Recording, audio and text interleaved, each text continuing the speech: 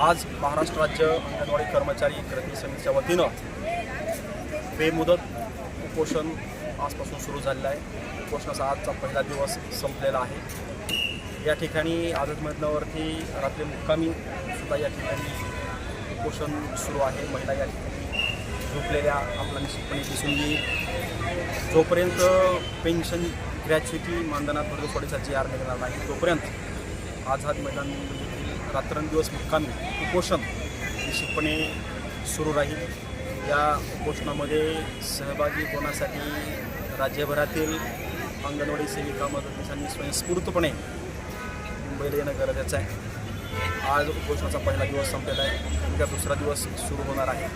24 तारीख 25 तारखेला आझाद मैदान येथेच रस्त्यावरती रास्ता रोको जेलभरो आंदोलन आयोजित करण्यात आलेलं आहे। त्या दिवशीसुद्धा आपण 1 दिवसाचा संप पुकारून अंगणवाड्या बंद ठेवून आपण मुंबईकडे यायचं आहे। 25 तारखेला सकाळी 10 वाजता हजर राहायचं आहे। उद्या 24 तारीख आहे। 24 तारखेला सुद्धा उपोषण सुरू आहे। त्या उपोषणामध्ये आपण सहभाग नोंदवण्यासाठी यायचं आहे। 24 तासासाठी महिलांनी उपोषण करायचं आहे।